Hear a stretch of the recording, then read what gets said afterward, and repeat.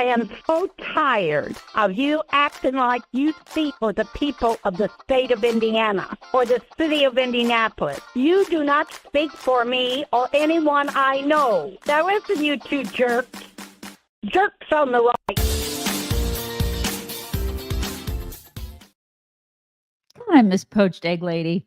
You don't speak for me or anyone I know. Or anyone I know. Happy Monday, everybody. I got to close stuff out. I'm so behind. Mock was talking my ear off. God, Mock, why do you have to be so chatty?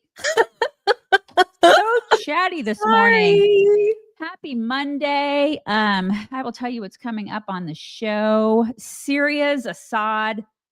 Bye-bye. Dunzo. KJP flounders about the Hunter pardon. We're going to talk about that. And also Trump crushes Macron's hand. And also, oh my God. Also Kristen Welker's spirit. I really love that tease. It's a great tease. All that and so much more. You guys, please check us out on all of our socials. Do that at chicksontheright.com/links. You can find all the things. And then also make sure that you're subscribed to this podcast. Just click the subscribe button. Just all you gotta do is just do a little clicky click. A little clicky click. Right there. Please do that. chicksontheright.com/links. Do it, please. You know what? We're just going to kick things off because tis the Christmas season. We are what? December 9th? Oh my God. That's holy crap. Christmas so is ready. Really I'm so ready. Do you have all your shopping done? All of it's done. Well, I finished it all this weekend. We don't do that. I do so much. I spend way too much money. It's obscene what I do for Christmas. We don't do presents at all. We do presents. We do fanfare. We do presents. We do celebrations. It's like 3 days of what is it? Merriment in my house. You know what we do? Nothing. We eat. We do that too. We totally do that too. I'm so excited. Eat. And the thing is, you guys, right now there is a 50% site-wide sale at omahasteaks.com. This is specifically for the Christmas gift buying season. So if you are a person that has people to shop for, Omaha Steaks is a slam dunk. And guess what I discovered today? This morning, as a matter of fact. If you are a person who struggles in the cooking realm, okay? Cheers. That's me. Look at what they have put together. I didn't even know this until literally this morning. You can do holiday dinner packages and then for less than $200. So you could do a prime rib feast for 4. Love it. This is oh my God. And the fact that they have a holiday surf and turf meal. Are you kidding? That's you. That's so you. Oh my God. It's so me. Ribeyes and lobster tail skewers. Yes, please. Yeah, it also includes the individual baguettes with garlic butter. It's got the rustic hash browns, the apple tartlets, the steak butter, the seasoning, all of it's included. You can do the holiday surf and turf for $183 or even less, almost $20 less if you do the subscription, which is also a fantastic thing to do because you can totally set the parameters for any kind of subscription, how often you want, what you want in it. It's so handy. Omaha Steaks makes it super easy. And in addition to the 50% site-wide sale, when you use promo code CHICKS, you're going to get $30 additional off. So I'm serious. This is also, I'm going to tell you about this a lot this week because it's such a good a lot about it. Also, here's a life tip. This is a life hack: is eat the caramel apple tartlets for breakfast. Yeah. It takes a minute in the microwave, you guys. You're going to have a great day. Minute. It's going to give you a great day. All right. omahasteaks.com. All right, let's get into some things and some stuff. Just some interesting little tidbits for you this morning about jobs and changes in jobs. For example, look at who's finally retiring from the New York Times. Paul Krugman. Bye. Bye-bye now. Bye-bye. Bye-bye. This is welcome. This is welcome news. He has been wrong. As Ben Shapiro said, no man has ever been wronger for longer than Paul Krugman. It's like a lot of people are leaving with really poor legacies this year. Yeah. It's like the year for crap legacies. And he's one of them. It really is. It Bye, really Paul. is. Bye-bye. And then we've heard, I think it was a couple weeks ago that we were talking about the fact that there were headlines suggesting that there were going to be major personalities at CNN that were getting the. And I think some people are starting to leave on their own accord in anticipation that they might have gotten the axe. One of those people made an announcement yesterday that she is leaving, and that is none other than Alison Camerata. And here she is.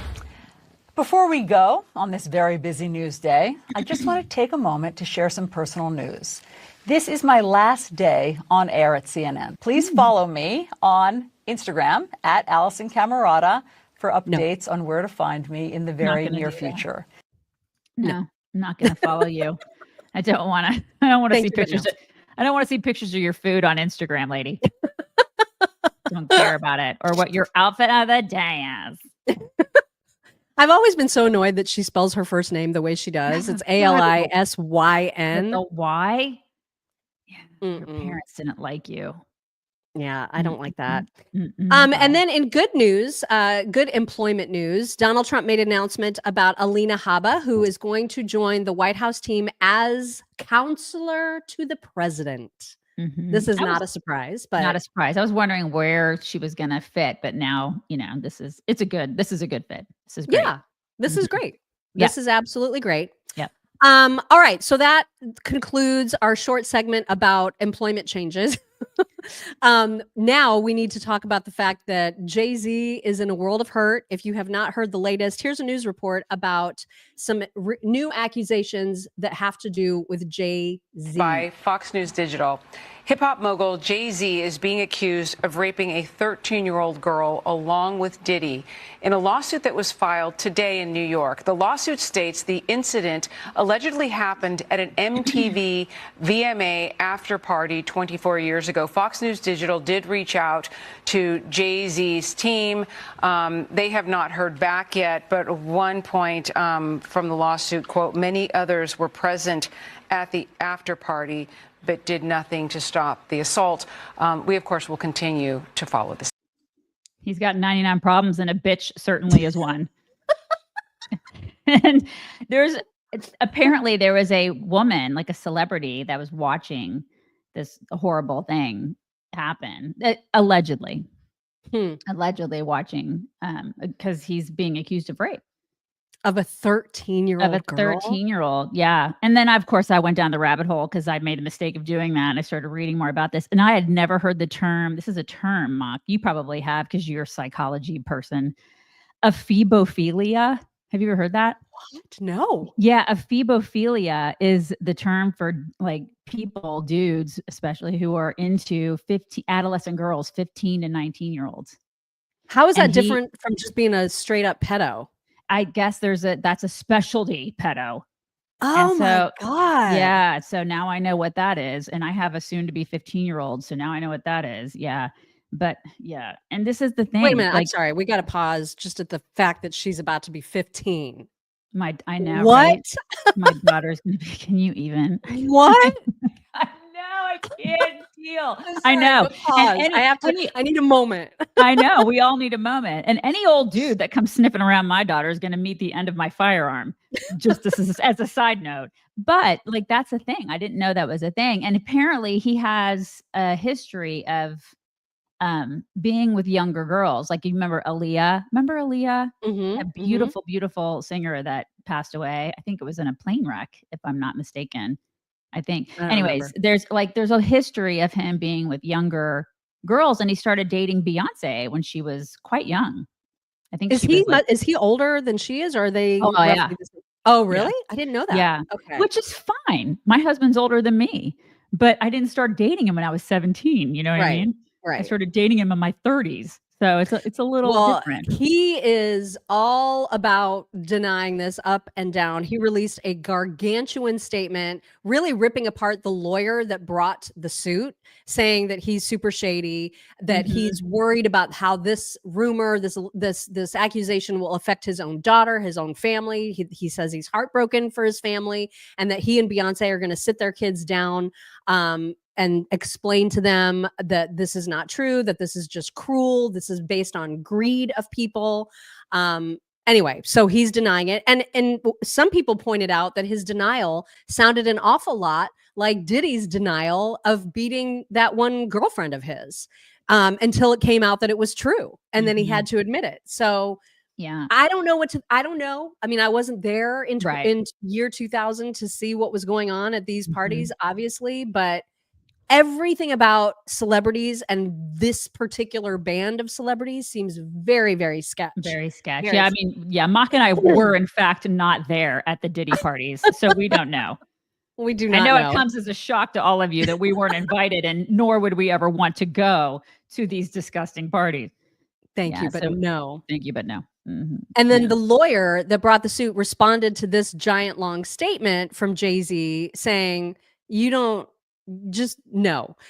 His name is Tony Busby, and he said, regarding the Jay-Z case and his efforts to silence my clients, Mr. Carter previously denied being the one who sued me and my firm. He filed his frivolous case under a pseudonym. What he fails to say in his recent statement is my firm sent his lawyer a demand letter on behalf of an alleged victim, and that victim never demanded a penny from him. Instead, she only sought a confidential mediation. Since I sent the letter on her behalf, Mr. Carter has not only sued me, but he has tried to bully and harass me and this plaintiff. His conduct has had the opposite impact. She is emboldened, and I'm very proud of her resolve. As far as the allegations in the complaint filed, we'll let the filing speak for itself, and we'll litigate the facts in court, not in the media. You know, and yes, we need to let the facts come out and everything, but man, that whole hip hop culture, those men treat women like crap. It's ugly. That's an ugly culture. It is very ugly. Yeah. Very, very ugly. Apropos of absolutely nothing, I just thought, Rosie O'Donnell does TikToks now. And why? Why does she subject people to that? Why does she do that? It's a great question. Why? She's been talking about, remember how her daughter was arrested recently? And I didn't know that.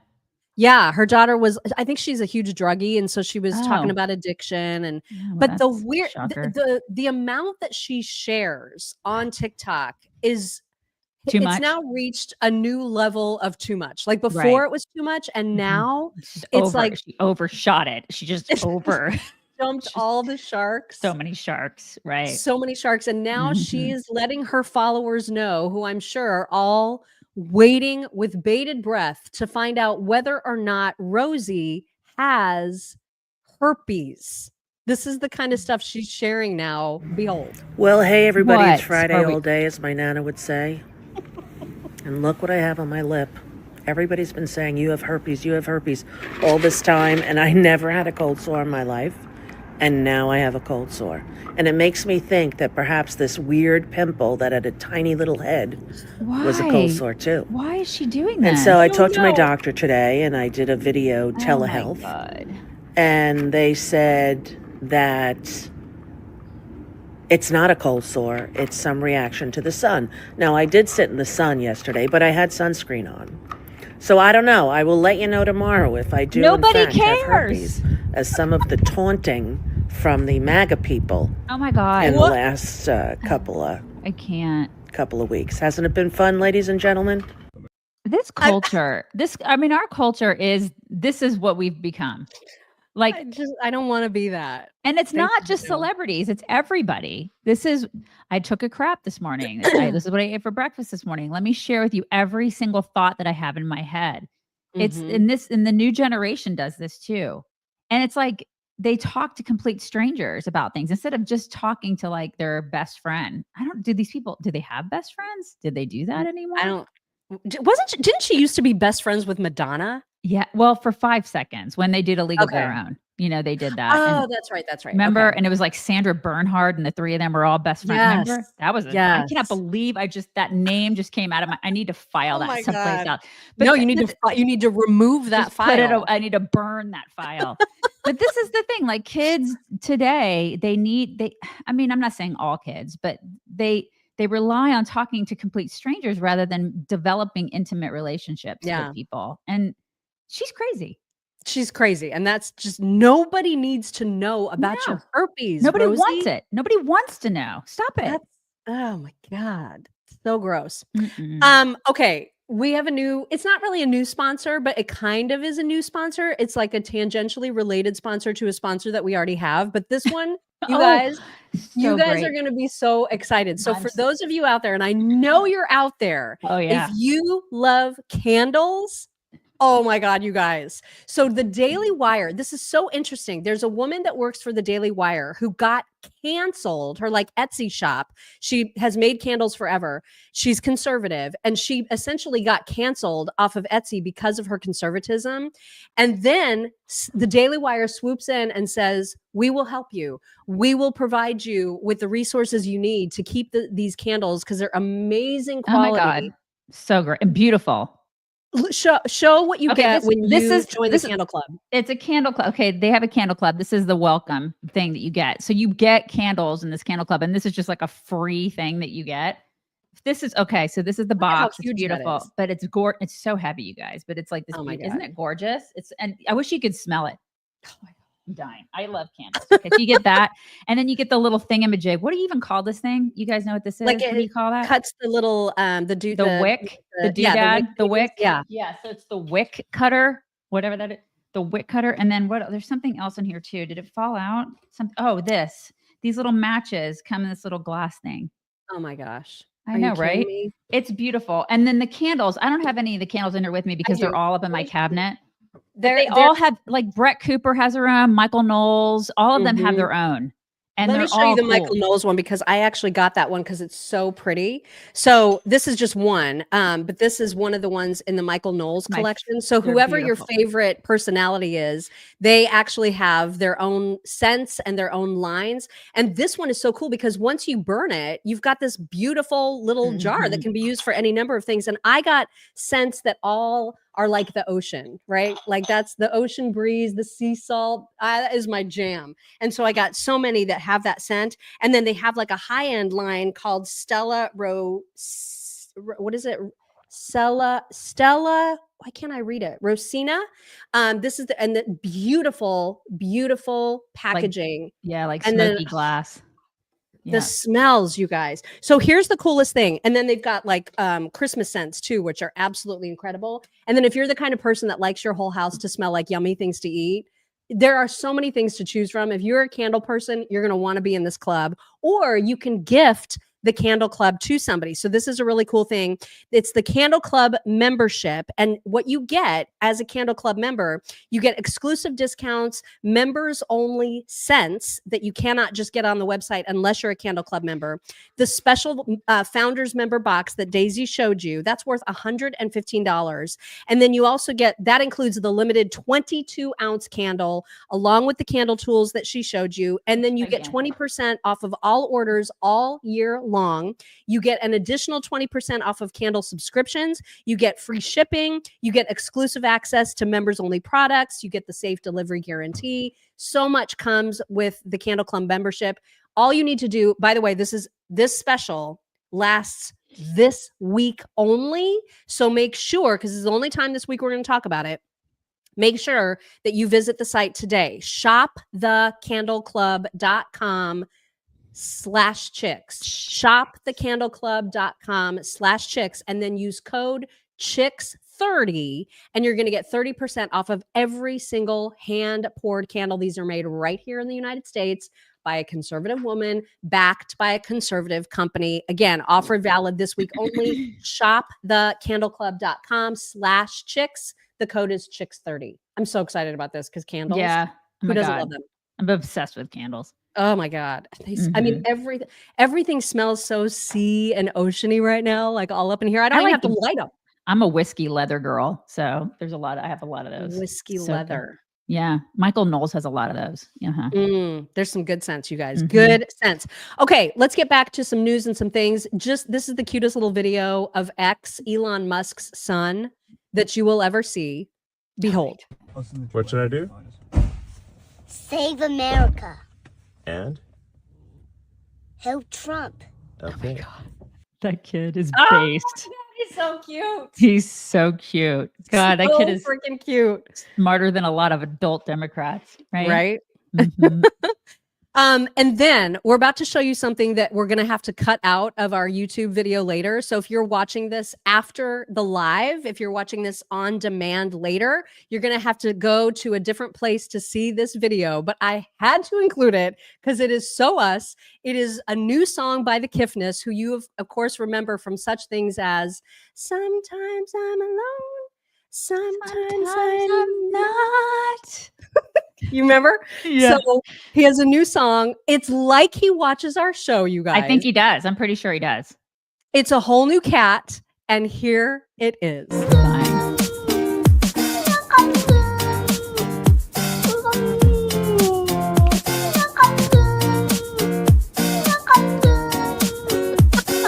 Just wait. It's coming. Just wait for it. It's coming. Here comes the hook. Good morning. Wait, guys. Why are you gay? Why are you Are gay? you gay? Why are you gay? You are gay. Why are you gay? Why are you gay? Why are you gay? Oh my God. You are gay. Yeah. Why are you gay? Why are you gay? Why are you gay? You are gay. Why are you gay? Why are you gay? Why are you gay? You are Are you gay? My cat is gay. That was Sorry, the but that greatest thing ever. was you guys. literally made for us. Yeah, we had to play it. We had to. I can't. You're welcome, cannot. everybody. You're It's welcome. a total, complete banger of a song, you guys. That was amazing. Absolutely It amazing. was awesome. This is why you come here. All That's right. Remember That's that. right. You come here for like hard-hitting news And and that. cats singing about being gay. Right. That's why you come here. Mhm. It's exactly Speaking of hard-hitting news, over the weekend, Bashar al-Assad of Syria, Syria's dictatorial tyrant leader, he's donezo, you guys. He is donezo. Bye. There's been a rebel uprising, and I don't know that this. I mean, it's good that Assad is gone. That's great. Nobody knows where he is exactly, but the fact that it's like this really mishmashery group of rebels that are themselves quite dangerous. I don't know how good it is. I mean, it's just like trading one terrible person for more terrible people, essentially. But we'll take the wins where we can get them. Here is Bibi Netanyahu weighing in on this news. This is a historic day for the Middle East. The collapse of the Assad regime, the tyranny in Damascus, offers great opportunity, but also is fraught with significant dangers. This collapse is a direct result of our forceful action against Hezbollah and Iran, Assad's main supporters. It set off a chain reaction of all those who want to free themselves from this tyranny and its suppression. But it also means we have to take action against possible threats. One of them is the collapse of the Separation of Forces Agreement from 1974 between Israel and Syria. This agreement held for 50 years. Last night it collapsed. The Syrian army abandoned its positions. We gave the Israeli army the order to take over these positions to ensure that no hostile force embeds itself right next to the border of Israel. This is a temporary defensive position until a suitable arrangement is found. Equally, we send a hand of peace to all those beyond our border in Syria, to the Druze, to the Kurds, to the Christians, and to the Muslims who want to live in peace with Israel. We're going to follow events very carefully. If we can establish neighborly relations and a peaceful relations with the new forces emerging in Syria, that's our desire. But if we do not, we'll do whatever it takes to defend the state of Israel and the border of Israel. He's so buttery. He's just so He is buttery. pretty buttery. Okay. So Assad, I think, is in Russia. They took him in. And so now, like, do all the Syrian refugees here in America go back? Because your country's fine now, right? Like okay, but deporting them is not, that shouldn't be a problem if they were here because they were escaping some sort of tyranny. Now that Assad is gone, does that mean that when we deport them, because, you know, a lot of those people that came here illegally from Syria, when we say bye, like, we shouldn't feel so bad, right? And I also feel like there's going to be a lot of Christians that are slaughtered in this new regime. Well, which that's the bothers problem. me. I mean, it's just, again, it's trading one nightmare for another. Right. You know what I mean? Mhm. Right. Here is what Trump tweeted about it. If you could please read, that would be great. Assad is gone. He has fled he has fled his country. His protector, Russia. Sorry, that's funny. Led by Vladimir Putin, was not interested in protecting him any longer.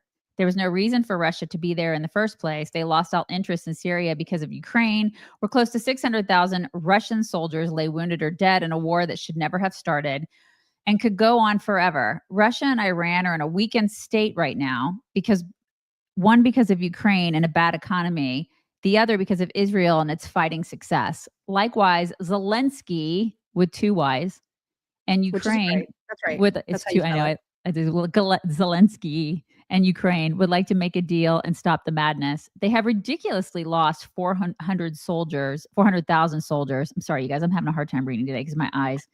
And many more civilians. Mock makes me do the really small print. There should be an immediate ceasefire and negotiations should begin. Too many lives are being so needlessly wasted, too many families destroyed. And if it keeps going, it can turn into something much bigger and far worse. I know Vladimir well. This is his time to act. China can help. The world is waiting.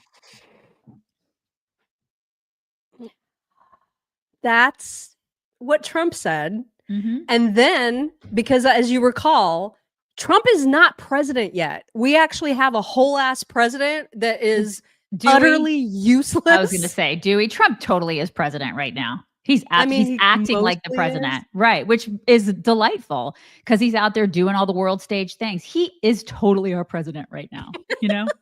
Yeah, but Biden wants to remind everyone that he is president. And the way that he does that best, the way that he's always reminded everyone that he is president is by spending our money on other countries and not our own. So when he talks about Syria, he talks about them like this. A new constitution, a new government that serves all Syrians.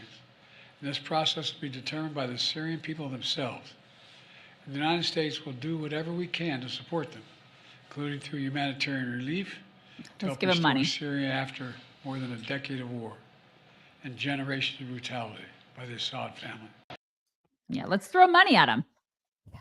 This is literally his this is what he does. This is what he does for every single problem that we have. Mm-hmm. Let me just take taxpayer money, hardworking people's money, and throw it at him.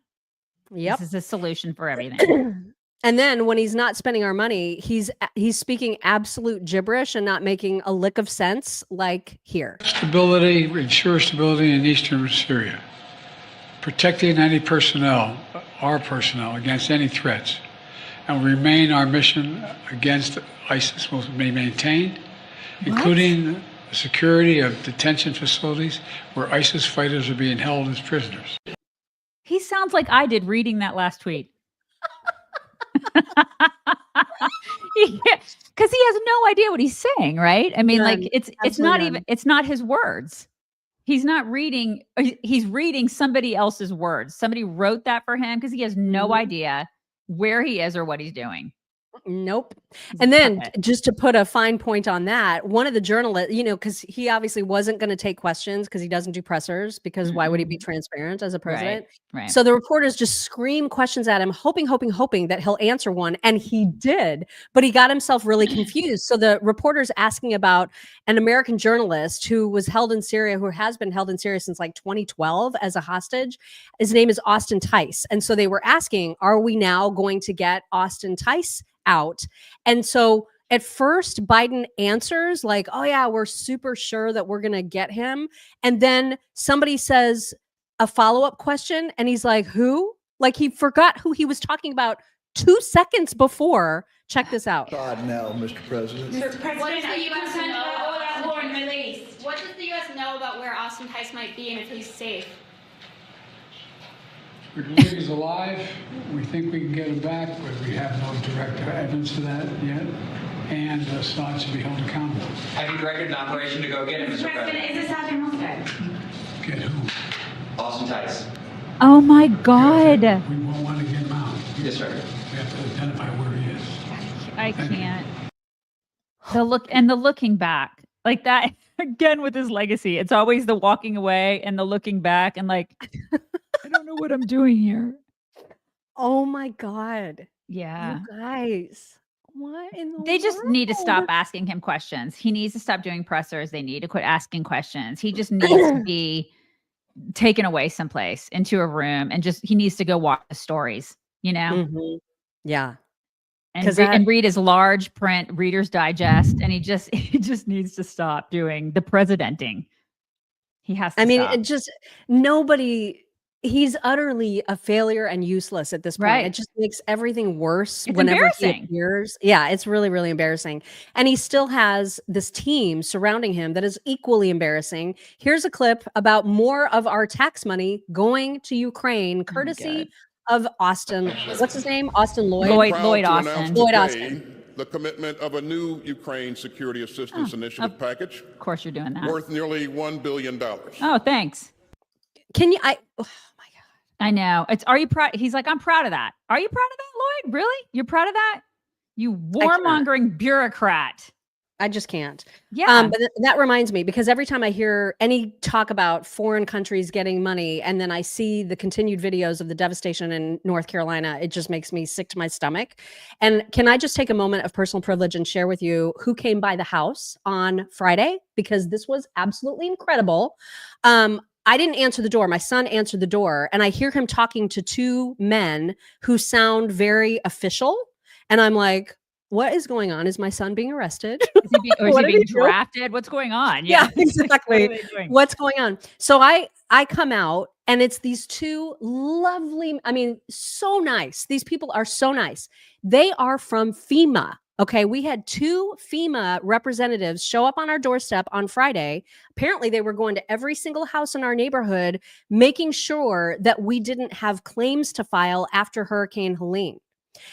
Our neighborhood is fine. Okay, we had a tree fall.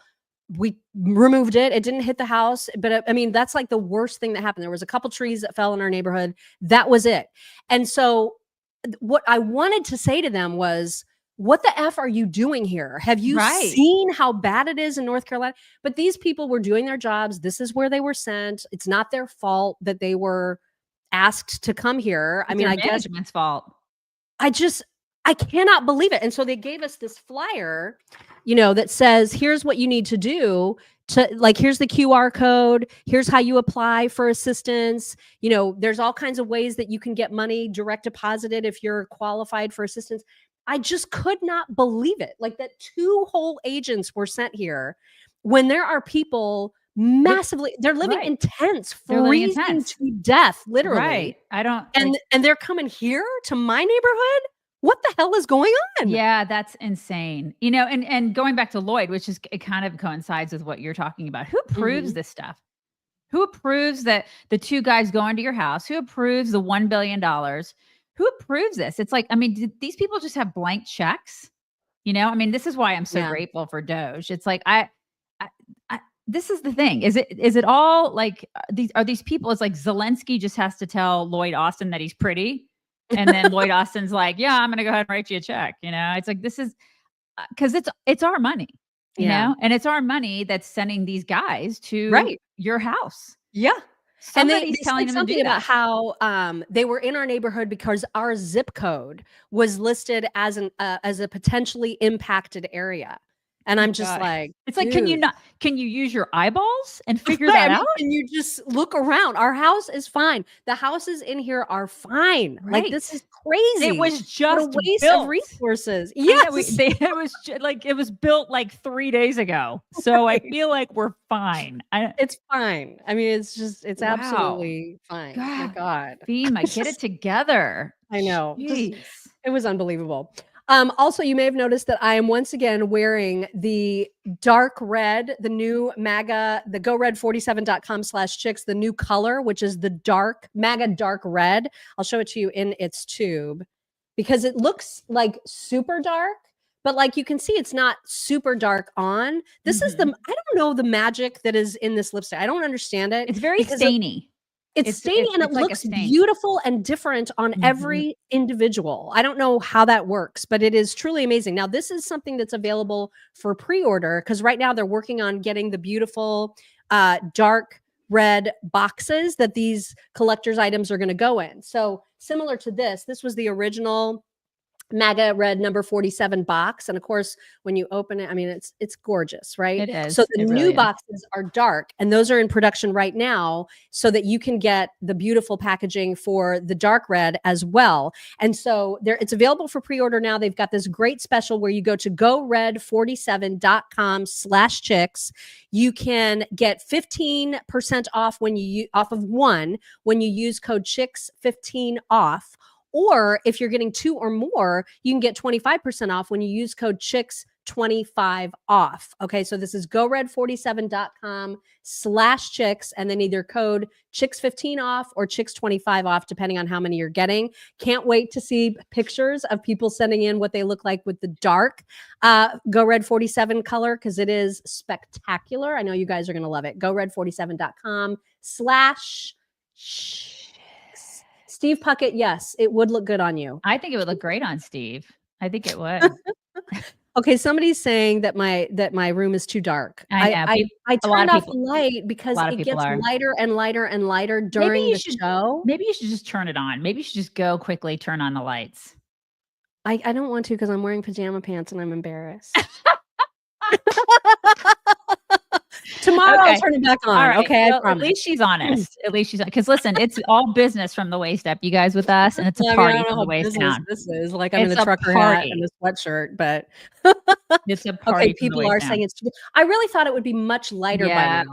we were so that's my bad. We addressed that in pre-show, and I was like, it's fine. Just see what happens. It's not fine. I know it's not fine. Okay, tomorrow I'll have the light, and then probably it'll be like super sunny, and it'll be a total living and learning. You guys, that's what we're doing with the new house, living and learning.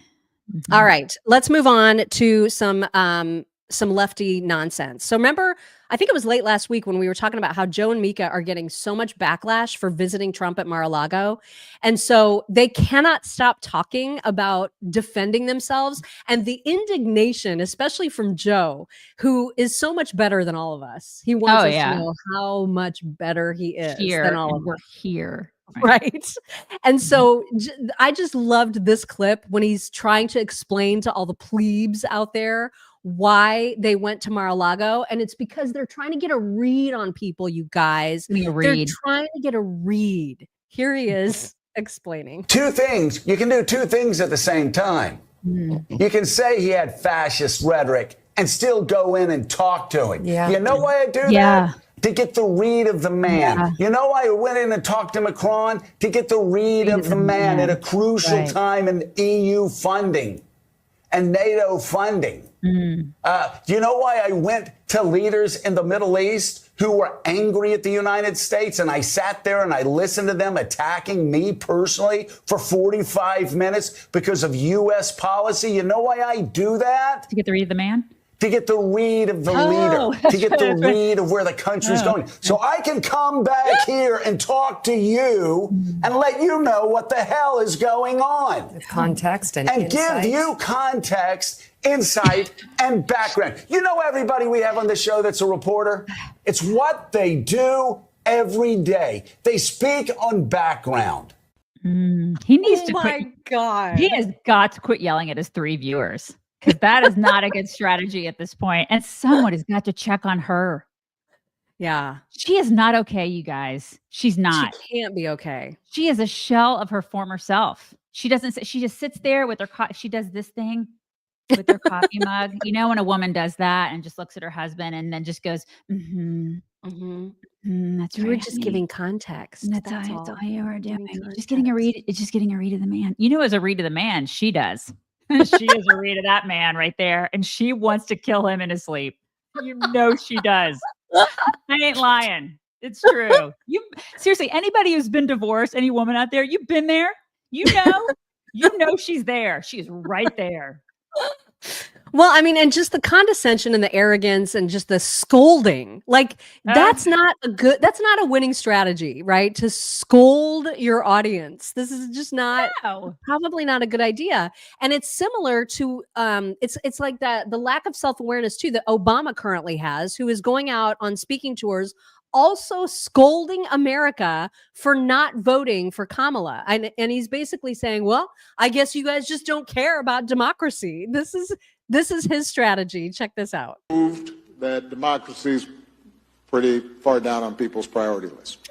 Pluralism is not about holding hands and singing Kumbaya. It is not about abandoning your convictions. It is about recognizing that in a democracy, power comes from forging alliances and building coalitions and making room in those coalitions, not only for the woke, but also for the waking. He has lost his power, and he is struggling with that. He is struggling. Yeah, people know who he is now. Maybe not everybody, but a lot of us out here are like, we know who you are. We know what you did. You were very divisive, and you were the guy you were the one pulling the puppet strings on this past administration. You were the guy. You wanted your 4th term. We're on to you. We know who you are. Now take a seat, dude. And he doesn't like that. He's lost his power. And I don't think he got the message. Remember before the election where he was scolding black men, right? Like saying, if you don't vote for Kamala, like you're basically not a black man enough. And people did not like that. They were very turned off by it. And he has not gotten that message clearly because his speeches are still all about scolding. And he's lost his touch a little bit when it comes to being the great orator that everybody thought he was. Here's an example of that. There are going to be times, potentially, when one side tries to stack the deck and lock in a permanent grip on power. A little rusty there. Either by actively suppressing votes or politicizing the armed forces or using the judiciary, the criminal justice system to go after opponents. And in those circumstances, pluralism does not call for us to just stand back and say, well, I'm not sure that's okay. In those circumstances, a line has been crossed, and we have to stand firm. Nobody's buying what you're selling, Barry. Nobody. We're not buying it anymore. You've lost your touch. Nobody cares. It's not charming anymore. It's not. Yeah. Bye. Enjoy your mansions, that you've like basically sucked off the American people. Like, you're welcome for that. But we don't care what you have to say anymore. Bye. Well, and speaking of people whose opinion we could not care less about, Tim Walz is still being interviewed inexplicably. And hilariously, he's being interviewed about why they lost. And you can tell he absolutely hates this. But he, too, is basically just blaming America for not caring about democracy. There's a few clips. I've just thrown them together because they're all very, very short. But here's Timmy struggling with his loss. Not about Donald Trump being a threat to democracy. And, yes. People, and was that a misguided message? Because no, it's true. And I think just to say it, I mean, you got to accept the results of an election, and that was proven. That's not debatable. That's not a he said, she said thing. That is clearly, he lost the election, said he won it, and kept coming at it. Look, did it matter to people as much? Apparently not. I think we're going to have to understand what type of leadership do they want. We were pledging to be inclusive. We were pledging to bring people in. Donald Trump has said that isn't what he wants. And so if that's what America's leaning towards, I guess for me, it's to understand and learn more about America, because I thought that they were going to probably move towards a more positive message. Did you miss the mark on selling your economic agenda? Well, I mean, we didn't win, if that was the case on this. He's like a woman scorned. You know what I mean? He's so bitchy about it. So bitter. He's so bitchy. Yeah. He's like, I don't understand why the hunting cosplay outfits didn't work. I mean, they put me in camo, you guys. It was supposed to I tinkered on my car. I did. I played the role. I don't know why it didn't work. I danced out there and I did the role and it didn't work. I'm masculine. Maybe it was the flailing. I mean, people need to address the flailing. Maybe it was the homosexual panic that he was in. It could have been that. I mean, just say you're gay, Tim. You're gay. It's fine. You're gay. That's just the say thing. it. Just own it. Just own it, for crying out loud. Good Lord. Already. Oh my gosh. And then the Hunter Biden pardon. There's an amazing side-by-side before and after about with Rachel Maddow. Rachel Maddow back in, I think, 2020, talking about the potential of Trump pardoning himself and his family members. And of course, she is absolutely outraged at that possibility. And then fast forward to her reaction to Biden actually pardoning Hunter. And you would probably expect that her tone is going to be a little different. You may not expect that it's going to be this wildly different. As he winds down his last few weeks in office, is considering preemptive pardons for all his adult children, including his son-in-law, Jared. What a mess. More as we know. Cue all the hand-wringing and gnashing of teeth today about a president using his power, his pardon power, his powers as president, to do something for a family member. Go figure. Tell me more about how outraged we all are about President Biden's pardon for his son. It's unbelievable, right? The flip-flopping. They're all flip-flopping. Joy Reid's doing it too. I mean, they're all of it, because it's just effortless for them to gaslight and lie and just go back and flip-flop on everything that they said. It's just effortless. This is what their party is like based on, is what you just saw. Yep. Lies. Totally. Just big fat liars, you guys. One more quick reminder before we get on with the meat of the show, and that is that if you have a financial advisor, good for you. That's great, but it never hurts to get a second opinion. And this is what we love about our friend Zach Abraham of Bulwark Capital Management, who is a staunch, proud, open conservative. And so you're getting financial advice from someone you know who has values that align with yours. You can schedule a free, totally free, know your risk portfolio review with Zach, so you can get a second opinion about how you're currently managing your finances for retirement, because you only get one, you guys. You only get the one retirement. You only have that one shot. So why not get a second opinion from someone who knows the markets, who understands how the economy will play with markets and how that can impact your financial portfolio? He's a great person to talk to just check in. Show him what you got. He'll tell you if he thinks you're on the right track or not. You can schedule your free review at knowyourriskradio.com. Do not put it off. Advisory services offered through Trek Financial LLC, an SEC registered investment advisor. The opinions expressed in this program are for general informational purposes only and are not intended to provide specific advice or recommendations for any individual or on any specific security. Any references to performance of securities are thought to be materially accurate, and actual performance may differ. Investments involve risk and are not guaranteed. Past performance doesn't guarantee future results. Trek 24308. Yes, that. All of that. What he said. Okay, so speaking of the pardon, the Hunter pardon, I knew the KJP was going to be on the struggle bus with this question, especially because she's been saying for months, just like her boss, oh no, I'm never going to pardon him. That's not happening. It's not happening. And then of course it happened. And so not only did she get asked about it, she got asked about it over and over and over again by multiple reporters, you guys. It was amazing. And she really gets pissed off by the time the third one asked. So we'll just let these run together, because of course she is the biggest liar. And then I ripped on her on Twitter. And then of course I was so obnoxious in this tweet. And of course that's what Fox News decides. Let's share that. Let's share that tweet from this is what they do on the right. It just was like, really? I usually say things that are way better than that. And this one was not. They don't care about that. They want to pick up the ones that are not so nice. I guess I'll just have to be like not nice more often. Obnoxious. Just be obnoxious. And then maybe we'll get shared far and wide. But here is how she struggled. He regret that he had misled the public about what would eventually happen. Look, what I will say is he laid out his thought process.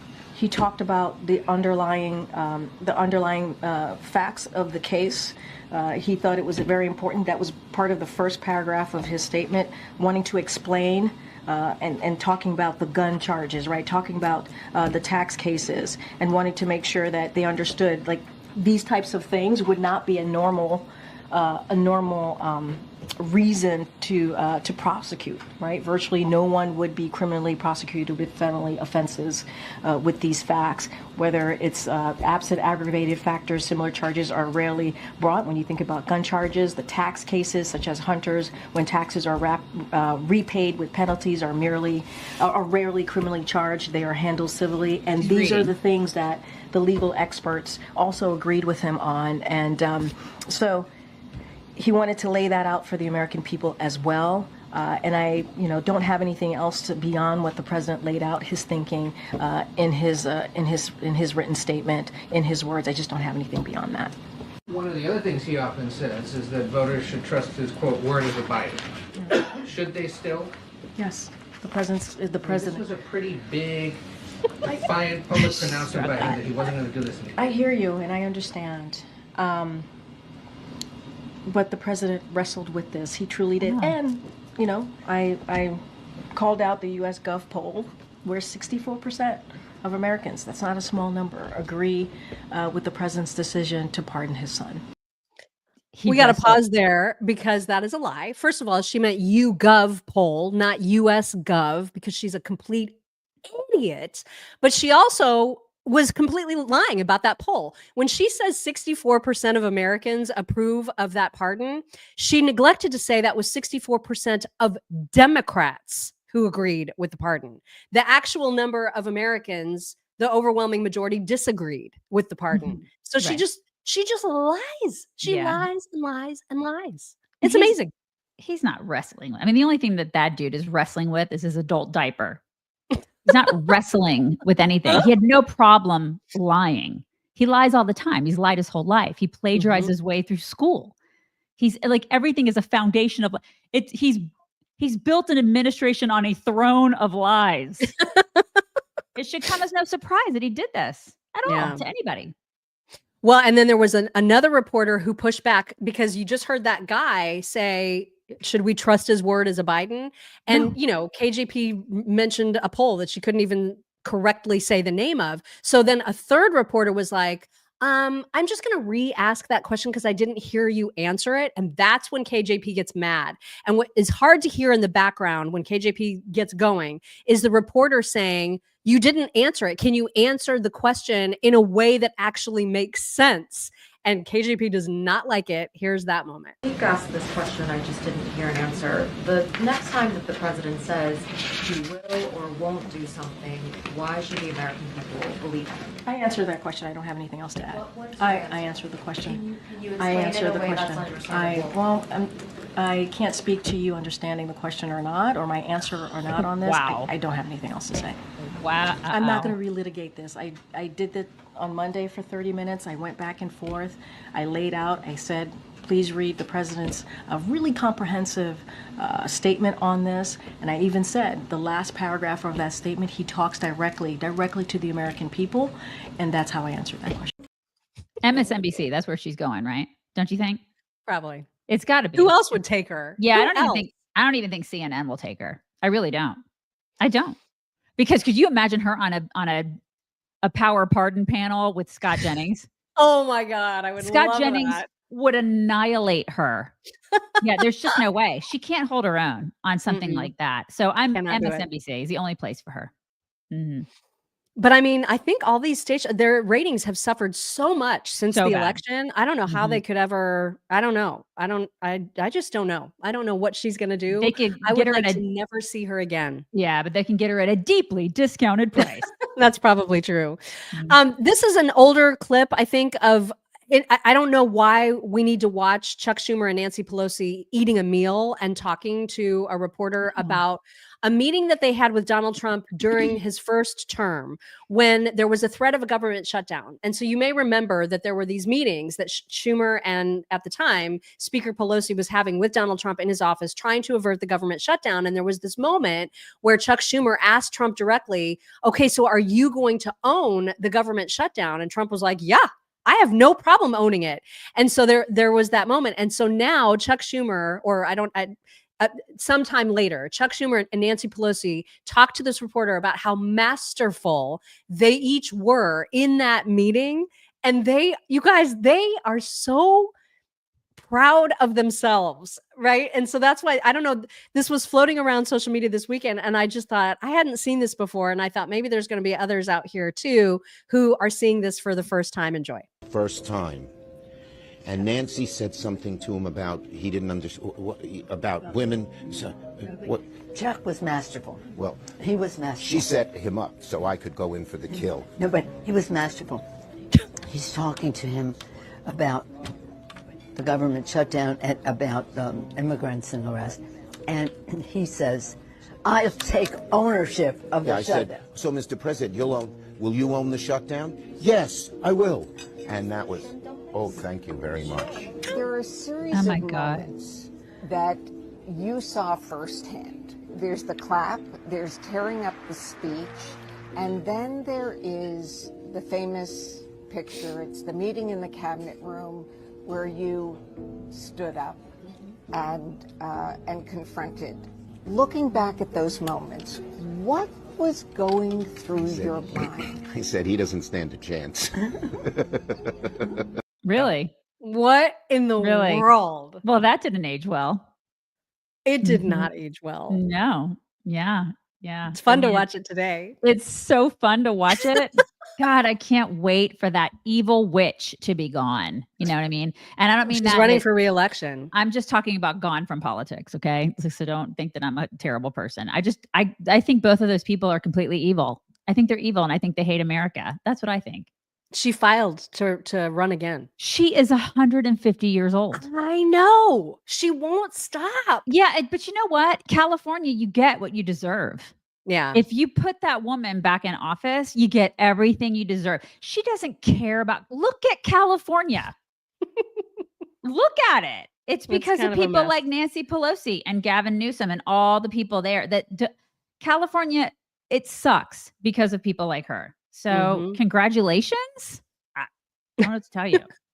Yeah. And it's policies like in California that are turning longtime leftists, I mean, loud and proud liberals like Anna Kasparian away from the Democrats. And here she is on Piers Morgan to explain a little bit more about what is turning her away. Life right now. And I ask myself, which political party has made my life worse? It's not the Republican Party. Locally speaking, the Democrats have complete control, and they have nearly destroyed my family's livelihood. Okay, we are living in trash and squalor everywhere. And unless the Democratic Party actually acknowledge these issues and solve these issues, rather than stealing our taxpayer money and funneling it to their nonprofit friends, they keep doing this, they're going to keep losing. And I'm going to keep speaking out against them. I don't care how much they hate Trump. I don't care how naughty the Republicans are being. Right now, the people having a negative impact on my life is the Democratic Party, and they need to change their ways. When we say we want to change the status quo, it doesn't mean we want to live in anarchy. It doesn't mean that we want to have $24 billion of our taxpayer money in California stolen by these nonprofits. It means that we want working people to be rewarded for their hard work. We want affordable housing. We want better working conditions, higher wages, better health care. These are things that Democrats used to purport to want to do. They don't do any of it anymore. And so I'm done with them until they change their ways. Yeah, we're the ones who want to do it. We're the ones who want to limit government and the bureaucracy and all of those nonprofits that she talks about. Man, the people at the top sure are profiting. Like they're doing just fine. Right, the higher ups are making $250,000 a year, while all the homeless get jack squat. How's that for Democrats? I mean, this is the thing. And she's right, living in squalor. That's exactly what's happening. Just come to our side. She's just so say. Just say it. Just right there. She just won't say it. I mean, we're seeing it. Man, she's had a metamorphosis over the past couple of years, hasn't she? Has she ever? Yeah. I mean, my gosh. And it's because the Democrat Party is the party of the clinically insane. Why would you want to align yourself with these people? They are mentally ill in every way, not just on economics, but they're the ones who want to cut the genitals off of kids. Right. Why? Why would you want to be a Democrat these days? I just cannot wrap my brain around it. Last Friday, we mentioned the fact that Donald Trump had plans to go to the reopening of Notre Dame in Paris, and he did that.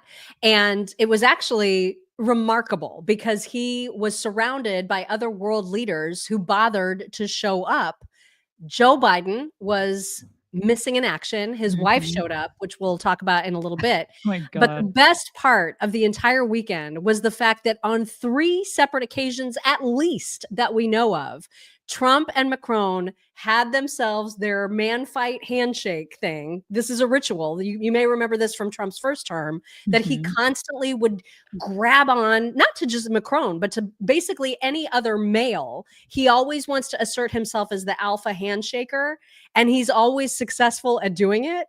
But with Macron, who's It's so like this. little and gay, It's like this. He's shaking his hand like this, you guys. oh my God, it It's- is hilarious. Uh-huh. So So we great. have 3 different, and this was all in the weekend, 3 different instances where he absolutely manhandles Macron. Take a look.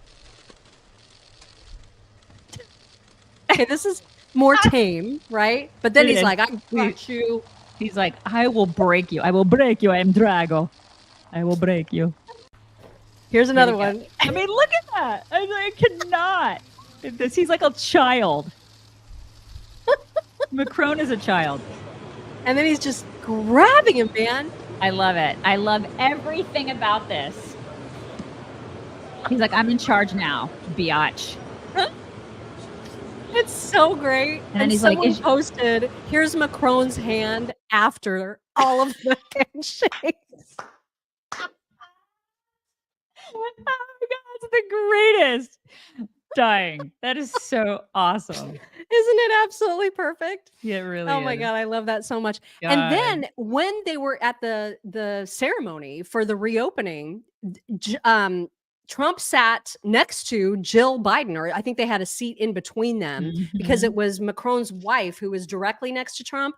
But there was this moment where Jill Biden is looking at Trump and they have a conversation, and she's looking at him so adoringly that the entire internet exploded with like all kinds of people saying she absolutely voted for Donald Without Trump. There's question. no question about it. Without question, she voted for No And I question. think she may be in love with him.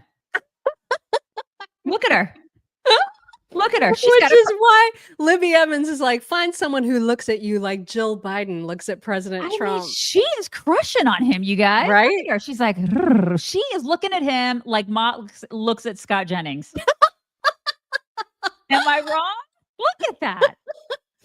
And so then Trump, who is apparently releasing a line of fragrances, Oh my God. decided to use this photo on Truth Social to sell them, you guys. This is amazing. I So he took cannot. that photo and said, here are my new Trump perfumes and colognes. I call them fight, fight, fight, because they represent us winning. Great Christmas gifts for the family. And the caption reads, a fragrance your enemies can't resist. I cannot.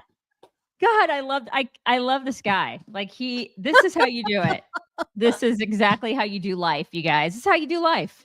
Oh my God. This was the greatest thing of all time. It's the greatest marketing. That's it right there.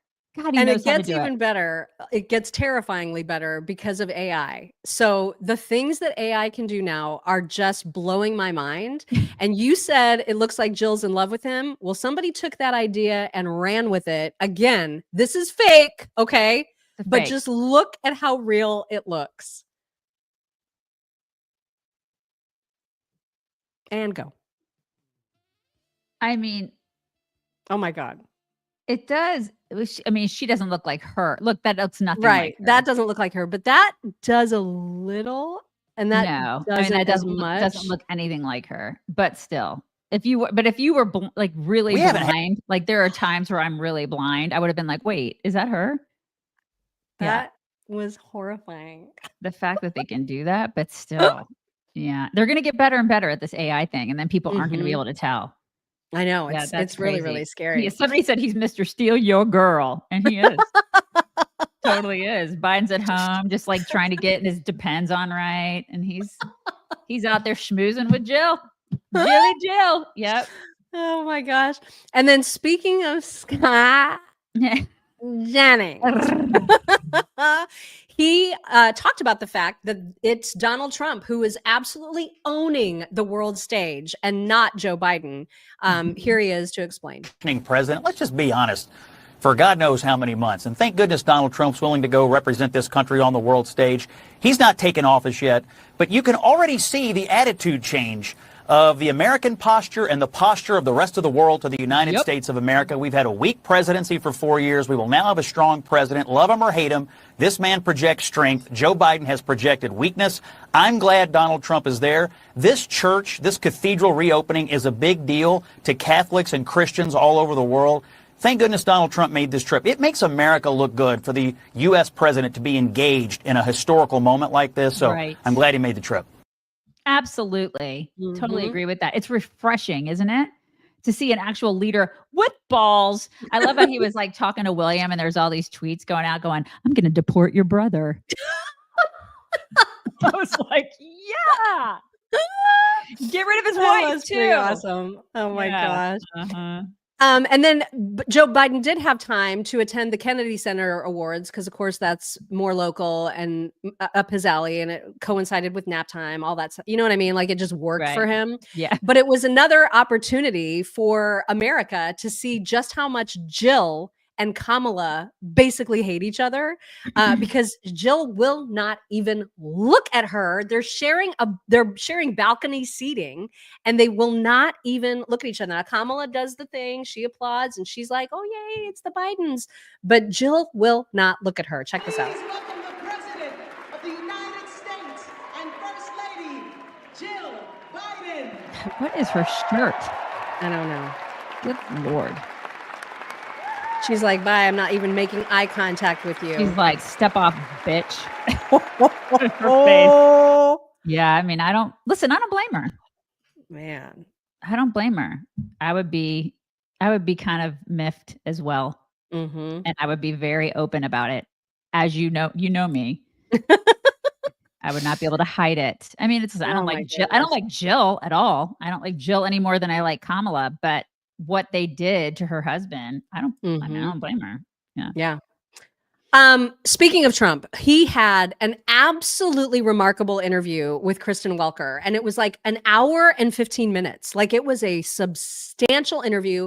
They covered every topic that you can imagine. You have to watch the entire thing. I cannot stress this enough because I didn't even know how to even pick and choose the clips that we would share with you today. There's so many good ones that it was really difficult. We're going to share a few, but again, watch the whole thing if you can, because there's something more relaxed about him. I think now that he knows he's won, he doesn't feel a need to be quite as combative as he has been. He still makes his points, right?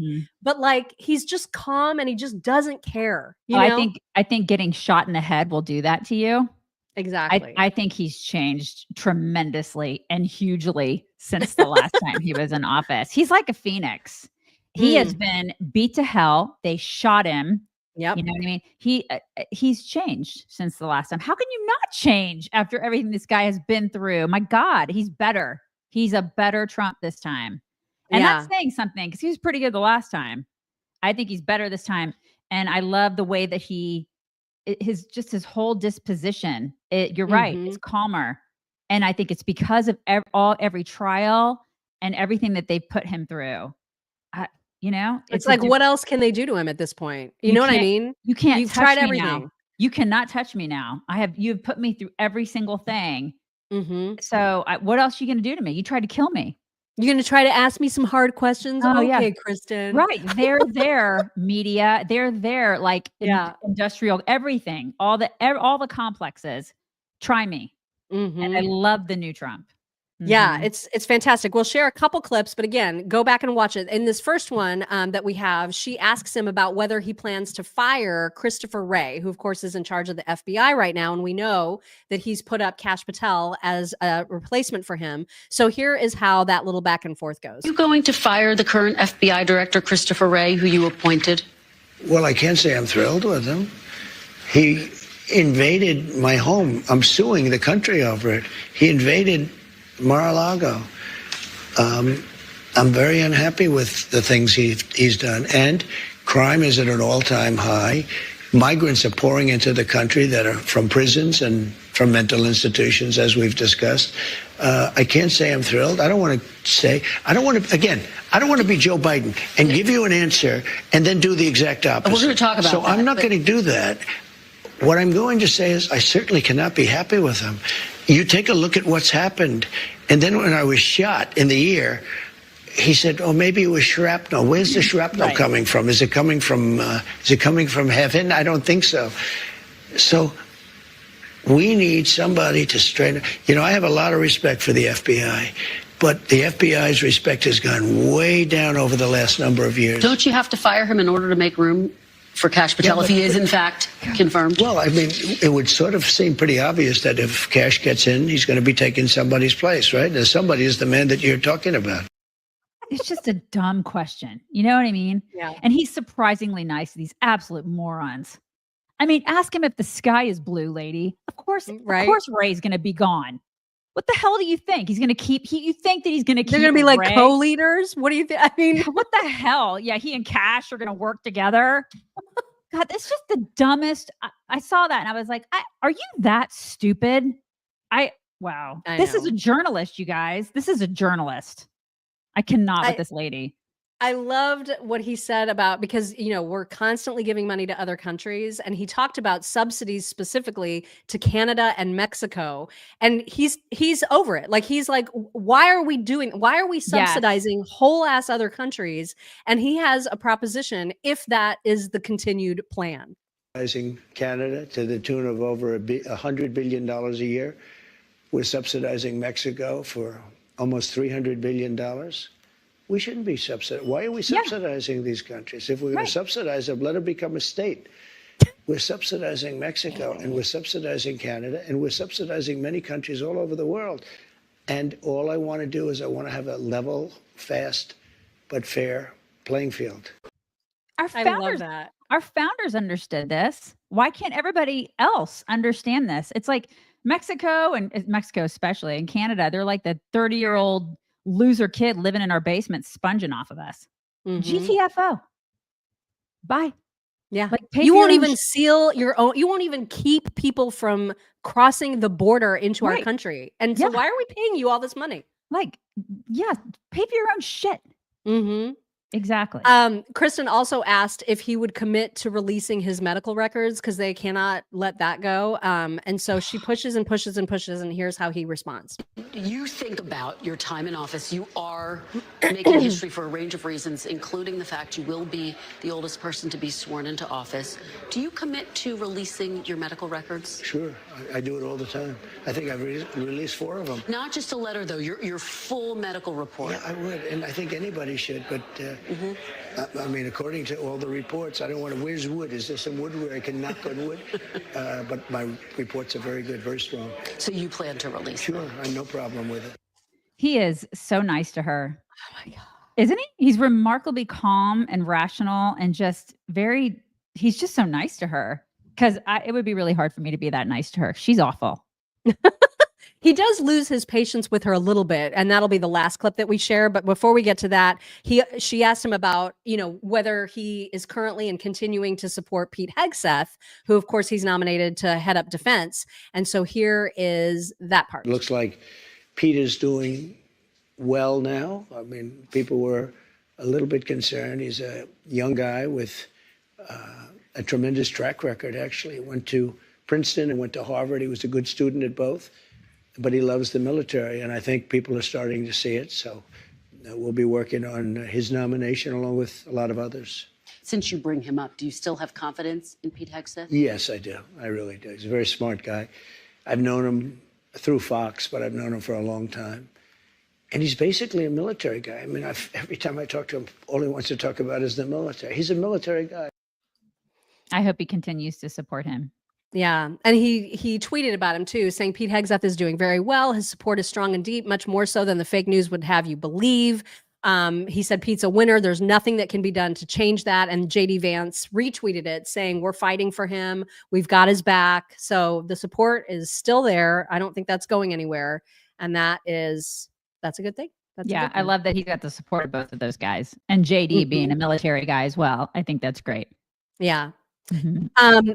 She asked if he would finally concede the 2020 election. Oh my This God. was a preposterous line of questioning. And I'll just let these two clips run together, because this is when he kind of loses it on her, where he's just like, enough is enough already. And he absolutely puts her in her place, and it's glorious. Sir, I don't have to tell you this because you've talked about it. It comes at a time when the country is deeply divided. And now you're going to be leading this country for the next 4 years. For the sake of unifying this country, will you concede the 2020 election and turn the page on that chapter? No. No. Why would I do that? But let me just tell you, when won't you ever say the country is deeply divided, I'm not the president.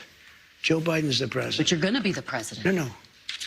I'm not the president. So when you say it's deeply divided, I agree. But Biden's the president. I'm not. And he has been a divider. And you know where he divided it more than anything else, and it probably backfired on him, I think definitely, is weaponization. When he weaponized the Justice Department and he went after his political opponent, me. He went after his political opponent violently because he knew he couldn't beat him. And I think it really was a bad thing. And it really divided our country. Sir, Democrats have control of the White House now. They didn't in 2020. If they are going around stealing elections, why When you didn't say they do it Democrats this have time? control now? Of the White House. Yeah. So why didn't they steal this election? Since they have more power now. Because I think it was too big to rig. So you won't... Too big to rig. Let me ask you this about January Amazing. 6th. I wish you could be you know, you have such potential. If you could be just non-biased, you hurt yourself so badly. I'm telling you, they deleted and destroyed all the evidence. Everyone knows it. And you slough it off like it doesn't mean anything. No, I'm just saying they deny it. That's all I'm saying. Kristen, if I did it, you would be standing up in that chair shouting at me. And you know what I'd do? That's right. I'd say, you got me. They have done something so illegal. I love it. I love how he preambled it with, you have such potential. You could be great. You could be great, but you're not. You're not great. Because you're biased. not. You're biased, and you're lazy, and you're basically just falling into the same narrative that everybody on the left is falling into. And that is lazy. It's lazy. So shame on you, you know? And I love that he's like, but you could be. You just won't do the work. He's so different. You know what I mean? Because the way even he said that criticism was so just like, man, it's just too bad. You It's know, it's too bad for you. You know, it really is. I feel sorry for you, but you know, it's almost like he wanted to say, but I'll pray for you. Bless your heart. Bless Kristen your Welker. heart. Yeah. Mm-hmm. Melania also continuing to make the rounds on her book tour, and she was on with Fox and Friends. There were lots and lots of great moments from this interview as well. And the first one, I can't remember if it was Steve Ducey or if it was Brian Kilmeade who asked her, do you think you're finally going to get on some magazine covers? And she ended up just kind of saying, does it really matter? And then I think it was Brian who was just like, can I retract that question? Because now I'm embarrassed about it. It was cute. Anyway, here's what she thought about being on covers. It stood out for us is here you are, this beautiful international model, and you're the first lady of the United States, the world's most popular country. You're in the White House, and you're not on the cover of any of these magazines. Yeah. She used to be. Do you think that will change? And would you say yes to them? I think the Vogues, the Peoples, whatever. Look, I've been there on the cover of Vogue, on the covers of many magazines before, and you know, for me, we have so many other important things to do than to be on the cover of any magazine. I think the life would not change for anybody if I'm on the cover of the magazine. Can I retract my question then? But I guess it goes. You're on the cover of this book. If they want to sell. Is he? She's right though. And she's like her husband. I think she's like, our success will be the victory. Our success will be what, you know, proves all these people wrong. And I got to tell you, Trump is going to do everything he can to make sure that there's success. He does not want to fail. Especially this time around. And it's going to be hard because, man, he has got to un-F a lot of crap that Biden has done. The messes, there's just fires everywhere. This is Yep. going to be the hardest presidency, I think, in our history for anybody. And if anybody can do it, I think it's him. But man, the uneffing that needs to be done, you know? Wow. Yes. Well, and to the point that we made earlier, Steve Doocy was also noticing and remarking to Melania that Trump has changed, that he's different now. And then that ended up evolving into a conversation about the very famous Trump dance, which of course so many people are doing now. So here's their conversation about that. So kind of happy and loose because last night at the Patriot Awards, I think we got a clip. He was doing the Trump dance, and I'm sure you've seen that evolve over the last. As you look right there, how do you describe your husband's dance moves? Oh, this is very special and unique dance. It is, right? And I think a lot of people are copying it, and everybody have fun with it. Yeah. So. Which part Is this how you dance? No. Which part of the Trump did you give him any tips? Like in the beginning, it was low, and then it was up high, and now there's a golf swing. No, he's coming all on his own. Have you ever done the Trump dance? You are Mrs. Trump. I did not. I love it. I think that's so cute. It's like when So all of cute. our husbands try to dance, we're like, oh God. Okay, Don't. honey, you do you, baby. You do you. It's fine. It's fine. And then the last clip that we'll share from Melania's time on Fox and Friends is when she's asked about the high interest level, which we talked about last week when we finally heard Barron's current voice. There's such a high interest level in Barron. And so they asked her about that, and they asked her just about raising Barron and what it's like to watch your child go from itty bitty to all grown up. And here she is on that. I'm going to start today. You can practice. Everyone is so fascinated with Barron. And as people may or may not know, he helped the president-elect with his social media strategy and say, hey, you got to do some of these TikToks. You got to talk with some of these podcasts. What is the fascination with your son? We actually have a clip of a before and after of the evolution of Barron. Let's play it. Say hi, Larry. Hi, Larry. I like my suitcase. I have to go to school now. Yeah. Hello, how are you? It's very nice to see you. Very nice. What do you think the evolution of your son? He's a grown man now. He is a grown young man. I'm very proud of him, about his knowledge, even about politics, and giving an advice to his father. He brought in so many young people. He knows his generation, because nowadays the young generation, they don't sit in front of TV anymore. They're all on the tablets, they're on the phones, and all of these podcasts and streamers. He was very vocal, and he gave an advice to his father, and was incredible how he brought in a success, because he knew exactly who his father needs to contact and to talk to. Isn't it shocking how fast he went from that little boy to Yes, the big man? What advice do you have for other moms that are, because I'll go back and I'll look at videos Yes. of my daughter when she was that age, and there's like a pain in my heart because I miss those years. What's your advice for all of us that your son's in college now, you've seen him grow up, how do you handle each stage? I think you need to be present and to be with them as much as you can, to be there as a teacher and a guide, give them guidance. I think it's the most important, because years goes by so fast. We just don't imagine. It's like I see the clip that you just showed. I feel like it was like a few months ago. Right. But the time goes so fast. But he I totally thought you were right about that. Right. I totally thought of you when I saw that clip. I know. I was just, Yeah. and I mean, me is coming up soon. It's like, I know. And listen, one thing that really struck me about that, I think we briefly touched on this last week, is his little accent when he was younger was his mother's accent, which tells you that she raised him. She didn't have nannies. She raised that child. She was And then present, just like she said you should be. Right. She was present. I'm pretty sure that all the mothers who raised his children were present.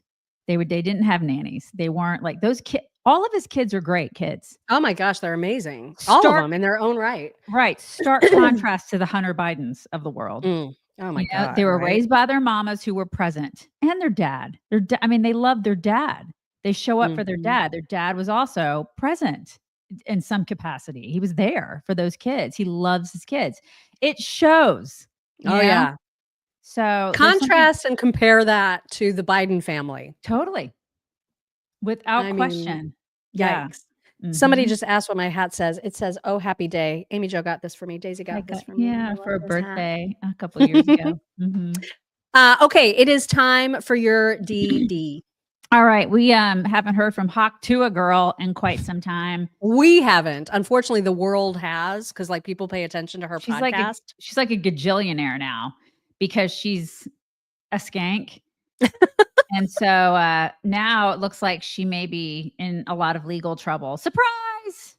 And it's because well, no, just you can go ahead and show it. This is why. Okay. Tua Girl might be going to jail. If you don't know who she is, Haley Welch went mega viral at the beginning of the year for talking about giving a BJ. And she took advantage of this opportunity by creating a podcast called Tua Toks, which Mark Cuban just recently went on. And then just recently, Haley launches Hot Coin, a meme coin that I think is going to end up being the end of her. So here's what happened. She starts promoting it because she's an influencer. It launches and it skyrockets. Goes up 900% with a $500 million market cap. And then within an hour, the entire thing falls out. And then all the retail investors lose all their money. And then all the allegations start flying about insider trading. As this started happening, her team went into cleanup mode and started putting out there that they are not selling their coins. But you can't hide things on the blockchain. And it started coming out that the team was dumping. And now today, you have investors filing complaints with the SEC, and you already have a class action suit forming. So what do I think is going to happen? As somebody who owns an investment firm and has a following online, do I think she did this on purpose? No. I think she's young, immature, and inexperienced and didn't realize what she was doing. And I guess you can add, got bad guidance. But here's what I know about the SEC. They don't care. You can tell them that you just didn't know and they will hold zero weight to it. And so because 1, they don't like crypto, and 2, they don't like influencers marketing it, and 3, it looks like she did things you very clearly can't do, I think she ends up doing jail time for this. Well, I mean, if Martha Stewart went to jail, I hope she does too. Yikes. And you finally watched that Martha Stewart documentary. So I think you so good. I think you side with me on that, right? And if Martha Stewart went to jail, Nancy Pelosi should go to jail too. Nancy Pelosi should stay in jail. She should go and live in jail for the rest of her days. Thank you. Yeah. Yeah. Yeah, she should. Absolutely. And Jim Comey is the worst person ever. Right? Did I is he not? Oh my I mean, God. I he had no went- idea that he was involved in Martha Stewart's jail You guys, thing. if you haven't watched that documentary on Martha Stewart, I encourage you to do it. I wasn't even a huge Martha Stewart fan before I watched Same. it. I mean, I liked her, but I am not a domestic person at all. Okay. I can barely like make toast.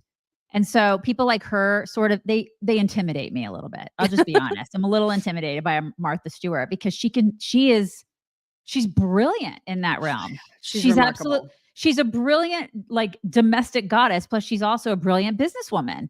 They ruined her because she was like the first woman billionaire in the United States. I mean, that's basically, And they he were just like- wanted to make a name for himself. Right. That's all that was about. Yeah. All that And was about. he went after her specifically because of the things that she accomplished in the private sector. That guy can suck it. My God. The worst. The worst He's of the worst of the worst. Right. Oh my so God. I encourage you to watch it. But yeah, I mean, at Hawk Tua, I would not be upset if she went to jail. I got to tell you, I just wouldn't. I wouldn't be upset. Same. I feel like that could actually be a good thing for the And it's world. karma. I'm just saying something could be Also, he karma. missaid the name of her. He said it was like Tua Talks, which is Tua not Talk- the name. what is it? The whole point of her podcast name is Talk Tua. It's like Talk a Tua? brilliant name. It's perfect for her. Is it? And she so probably she didn't messed come up that with. She probably didn't come up with that name.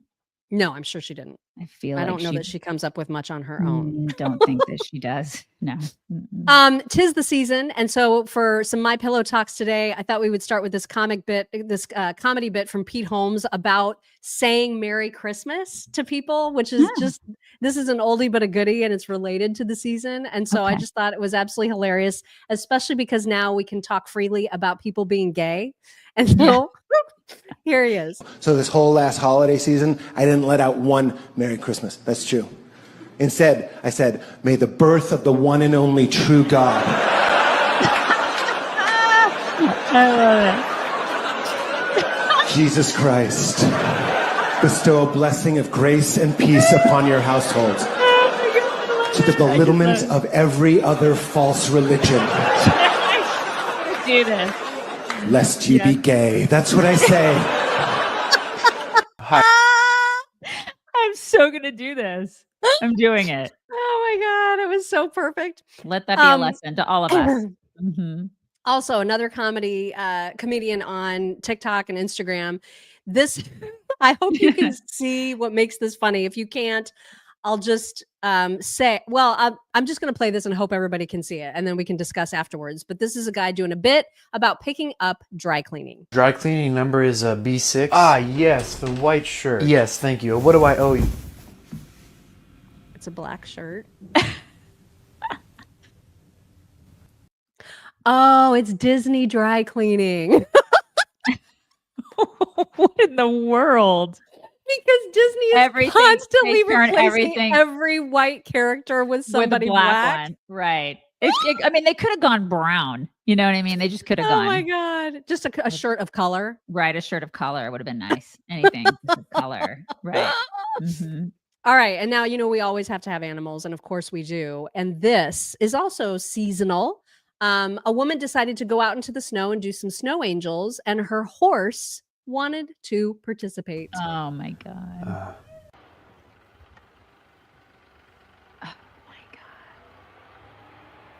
He's like, I want to do it too, Mom. Here he goes.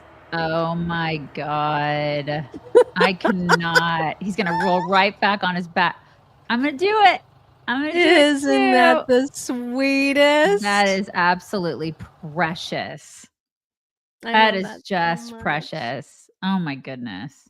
And I don't like watching horses get all the way down because it looks so awkward and painful. You know what I mean? Yeah. But he was like, I'm doing this, man. I'm doing it. It's even hard for big cows, like I would imagine 1,500 to 2,000 pound cows. It's a little awkward when they have to get up. It's like me after I've been watching Netflix too long. You know what I mean? A little awkward, you guys. I used to be able to sit on the floor before my knee was super bad the way it is now. I can't. And in fact, when I was sick, the first week that we were here, I thought I wanted to take a bath because I thought that sounded really grand. You should have seen me trying to get out of the bathtub. I honestly thought I was going to have to scream for my husband to help me because my knee, I just couldn't do it. It took You were like, I'm going to need one of those forklifts, like in my 3,000 pound life. Yes. I'm going to need somebody to come in here and just pluck me out. Right. I mean, it was scary. Now I'm not taking baths because I'm afraid. Mm-hmm. I don't like, most people who know about my love for dogs know that my love for dogs does not always extend to purse dogs. Like I'm not a huge fan of, because they're not really anybody's dogs. Right. They're like doglets. They're dog rodents. They're doggants. They're just doglets. Like they're not dogs. They're not, you know what I mean? Dogs. Except for dachshunds, which I adore. Yeah, I adore dachshunds, especially those who love to get all up in your business like this one. There's no sound, by the way. But this dachshund always has to be all up in her shirt and just hang out there. That is really cute. Isn't that the cute? Oh my God. I bet her name is Gretchen. Because people always name their dachshunds like German names. Yeah, that's true. Mm-hmm, they always do. That's true. The dachshund that, because when I took piano lessons as a kid, my piano teacher had a dachshund, and that dachshund's name was Schatzi. Always. So always like some German name, So cute. Adorable. All right. And then lastly, this is a dog, an actual dog. This is a lab puppy discovering one of those door stops. It is the cutest puppy, you guys.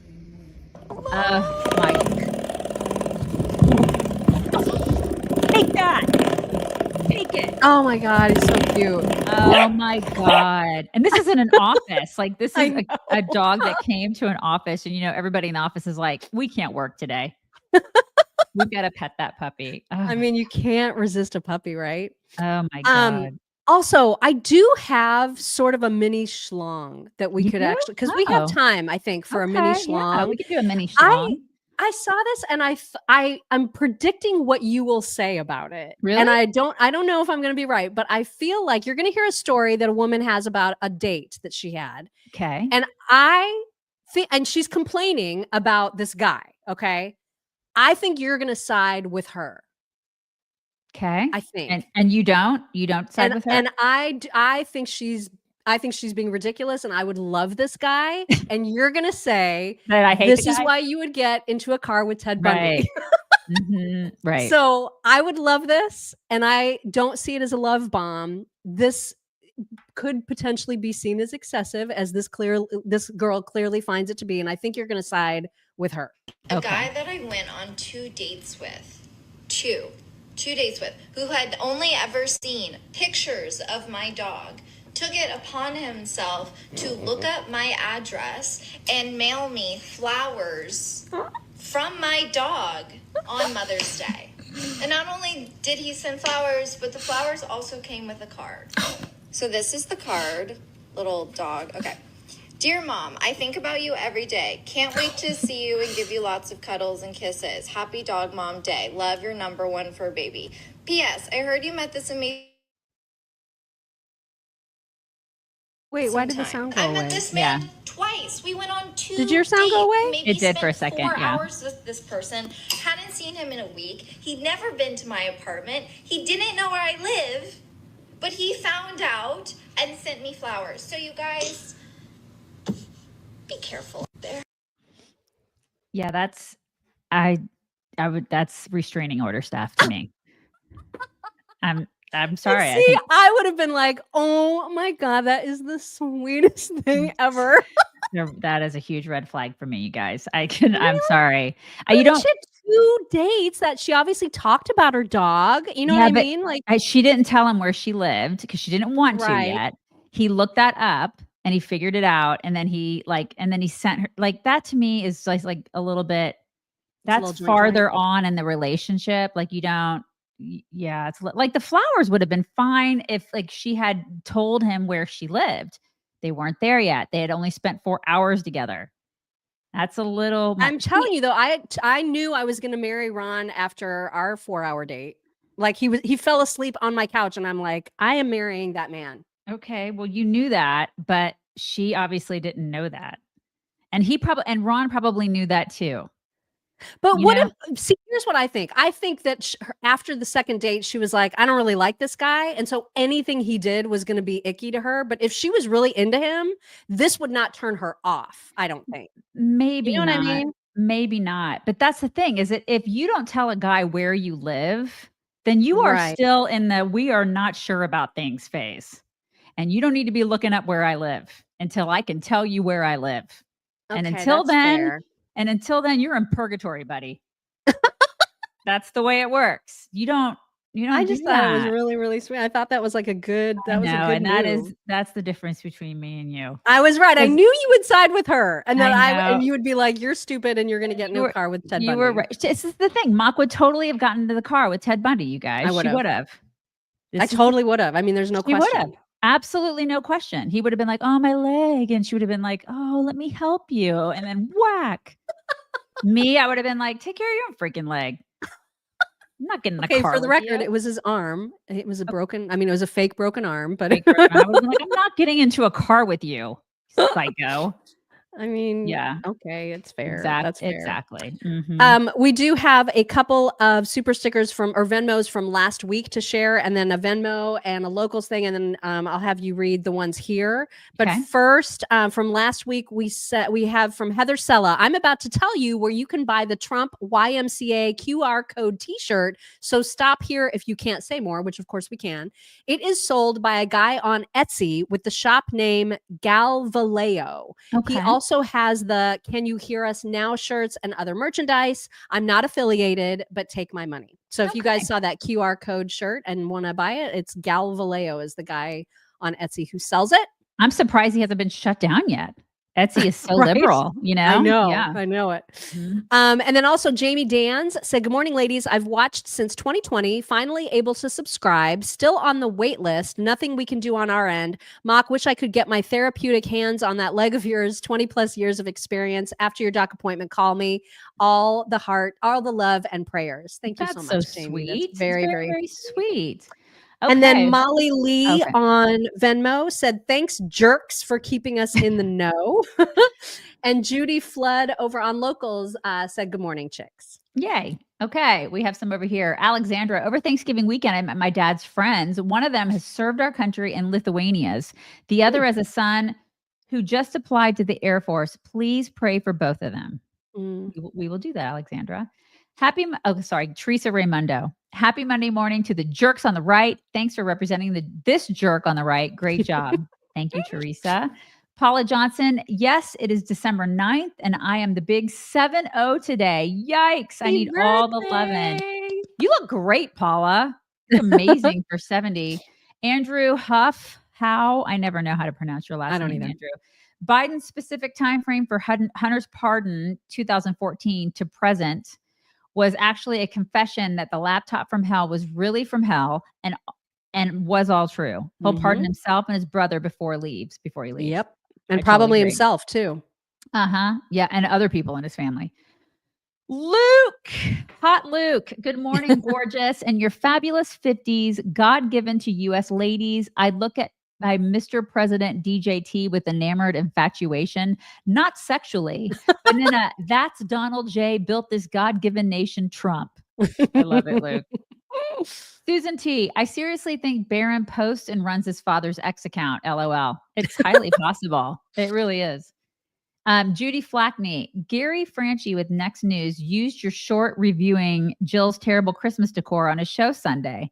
Two of my favorite podcasts. That's kind of cool. It's been making the rounds that for some reason that tacky Christmas thing that has been making the rounds. And it was on like a friend of mine from high school sent it to me. She's like, "Look, there you are." And I'm like, "That's really crazy."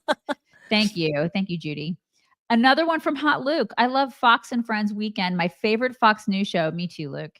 Pete, at the end of every Sunday episode, he ends with the show by saying, "Go to church." I love Pete Hegseth for that. As it ends, I walk to church. I love that, Luke. Curio 23, handicap shower handles are a godsend for bad knees. And we are getting those installed in our guest bath, which has the bathtub that I was in, but they just haven't been installed yet. So I was on my own. Go. Another thing on your list. Jose, morning from Texas. Mock, if you get flowers at your new home from your dog, I promise it was not me. I missed a couple shows last week due to business travel, but I'm back in the saddle. Take my flower money. Thank you, Jose. Thank you. It's just Thanks, a little everybody. weird, guys. Listen, I think I and mean, people are like, it somebody is. said this is why, women get mad when men don't do nice things. Listen, I love nice things. It's just that if she hasn't expressed that she wanted to give the address yet, 4 hours spending with somebody, you don't know a lot about a person in 4 hours. I mean, I need a couple weeks before I can really make a commitment. That's me. I'm just saying, I need to know. I just thought it was precious and adorable, and I would have swooned. I think one of the only people that I knew I was gonna really spend the rest of my life with in about an hour's time was Mock. That was it. You're basically the only one. I was like, did we just become best? Okay, we're in it. We're in it for the long haul. We're in it. Within the first hour, I knew. Yeah. Oh but my everybody gosh. else is taking a little bit of time, Yeah, that's just the way that it is. So there's that. All right, you guys, we're bringing it in. You guys, Ella's in the room today. You can see her. Oh no, you can't. But she is. Well, you can see a paw. See her paw? You can see the one paw. How come you're muted? Can you hear her? You're muted. I don't Hello? know. There you are. Am I back? Okay. I'm Yeah, sorry. you're back. I was saying I really love that rug. Everybody loves the rug. Yeah. Oh, thank you. Super cute. You guys have a fantastic Monday. We will talk to you tomorrow. Bye, everybody. Hello, beautiful people. This is the Chicks on the Right's Indian correspondent. Thank you for watching or listening. Be very sure to like, subscribe, and ring the bell to stay up to date on all of their delicious content. Okay, thank you. Come again.